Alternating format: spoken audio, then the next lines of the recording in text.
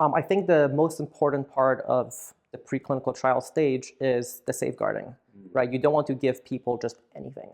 I mean, just because something works in a simulation or in a petri dish or in a math equation, it does not mean it's going to work on a human being. In fact, it will probably do more damage than good, right? I mean, think of the human body, like we are an extremely complex organism, right?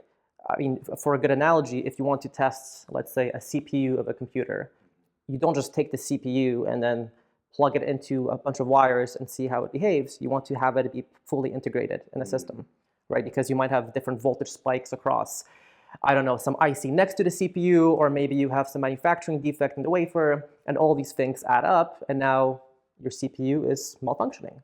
The body is even more complicated than that, right? So the complexity is something that animal research really tackles, right? Hence, we do it on mammals, very similar to us, like mice, rats, etc.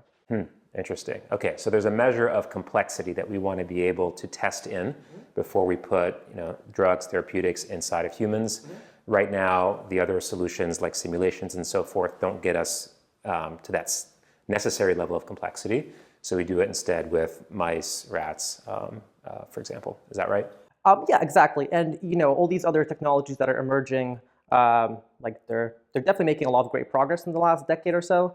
Like artificial organs, for example, right? Very cool. Do they work in some sense? Absolutely. But once again, they don't get that full picture, right? That complexity is very hard to actually account for if you just look at one submodule. Wow. What, like you said, artificial organs. What is an artificial organ?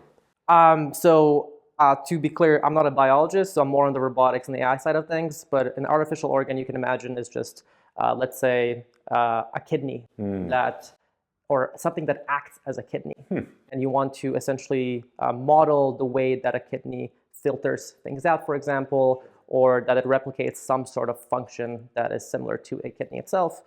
And you modify it, you run tests on it, you see how it interacts with different things, right? So you can get that model down to a very, very similar level as your real kidney, but without having the full, system around it.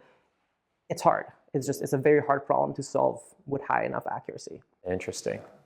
Yeah, one of the things that reminds me of is in therapy, we often talk about, like, I think one of the critiques of Western medicine is that it's so pinpointed to a specific domain where we don't take into consideration how it fits within a larger system, for example, kidney disease or a heart problem and so forth.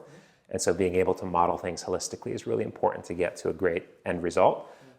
So some of these artificial sort of organs, or I've heard of things like organs on a chip, might do a really good job of recreating that kidney, but ultimately it's still being affected by other parts of our body that are important. And right now we don't have a great way of emulating that.